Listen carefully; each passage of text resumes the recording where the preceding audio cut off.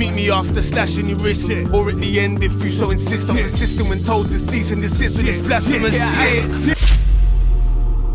Welcome back, ladies and gentlemen. Yes, this story just will not go away. Shamima Begum. The UK government did not properly assess whether former jihadi bride Shamima Begum was, quote, a victim of trafficking before making her stateless. That's what a court has heard. Lawyers representing the now 23-year-old who travelled to Syria at the age of 15 argue that she was groomed for the purpose of bearing children for ISIS fighters.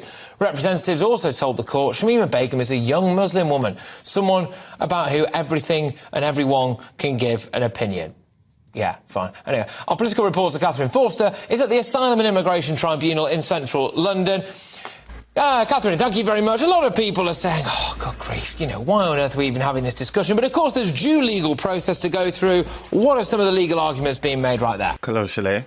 I'm 100% going to piss off a lot of people right now. But as I'm pissing you off, I would like you to ask yourself, why are you pissed off? This is just conversation, and I want to share with you my opinion. I'm not asking to be told about my piercings and tattoos on my face. I'm not asking to be told that I'm apparently against half of my culture.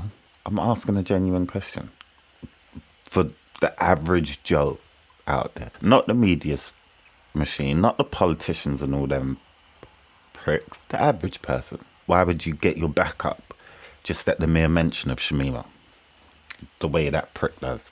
And I will call him a prick because he is a prick. He's so easy to show off his level of contradictions. Let kids be kids. Leave our kids alone. But this is part of a bigger picture of child interference, as far as I'm concerned. Kids are being indoctrinated with this net zero big green agenda as well, the pin-up of which appears to be, as far as I can see, Prince Harry. If politicians and teachers really cared about kids, they'd be doing more to stop grooming gangs, which clearly exist in pretty much every single town and city in the UK.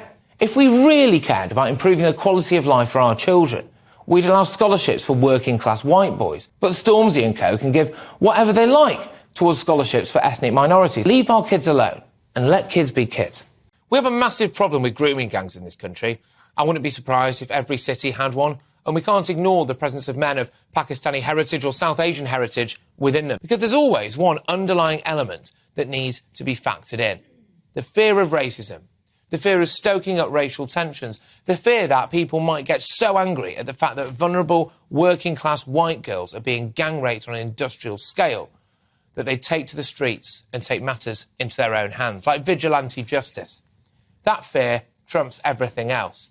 The fear of not offending elements of the Muslim community or not stoking up racial tensions trumps getting justice for young child rape victims. Shamima Begum is a young Muslim woman, someone about who everything and everyone can give an opinion. Yeah, fine. Anyway, our political reporter Catherine Forster is at the Asylum and Immigration Tribunal in central London. Catherine, thank you very much. A lot of people are saying, oh, God grief, you know, why on earth are we even having this discussion? But, of course, there's due legal process to go through. What are some of the legal arguments being made right there? He's clearly more interested in race baiting than he is in protecting children. But with Shamima, have you ever wondered why you even know her name? Why she's been in the news so often for the last 8 years? It's not like she's the only British person to have left our shores to join ISIS. So why do we talk about her all the time and not the others? You'll probably struggle to name one other person unless they were given a nickname. Jihadi John. Why does the media constantly persist in trying to demonise her? And why do you get angry at the thought of her? The reason why I'm saying all this is because, as far as I'm concerned, the biggest part of the story is the quietest part of the story. It gets mentioned, but as a passing footnote, as if it has no relevance to the story. Even just then, he grudgingly mentioned it at the end of building up an elaborate storyline. Could see the contempt oozing out of him. The part I'm referring to, yes, terrorism is bad. ISIS is bad. That's not this conversation. This conversation is about who loses their right to be treated like a child in our society. I struggle to fathom 15-year-old Lisa was from Berkshire, blonde hair, fair skin. Please, in the comments, tell me what she could possibly do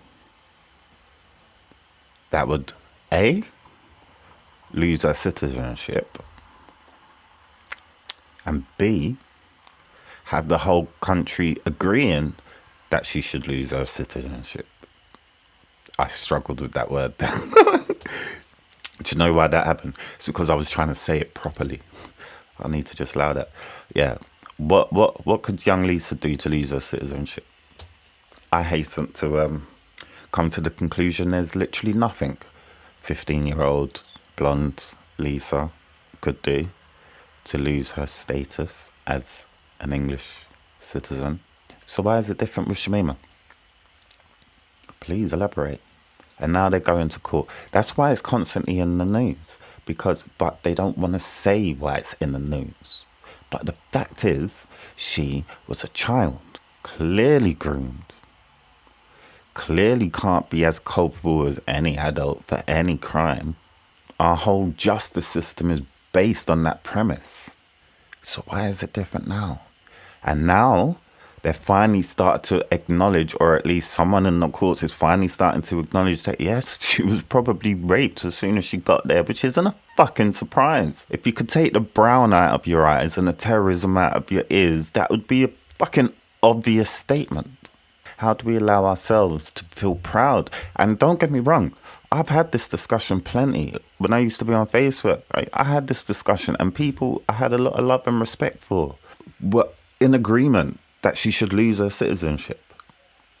Mums on Facebook were in agreement. Mums of mixed race children were in agreement that she should lose her citizenship. Not understanding that they too have a child that could potentially do something and get kicked out of England. Until Shamima come along, forgive me for being ignorant, but until Shamima come along, I had no idea my children could lose their citizenship. It never even occurred to me. That was an Enoch Powell dream. I didn't think it was actually a reality.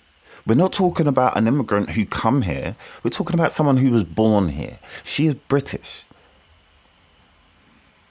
Unless you think she's not. That's my point.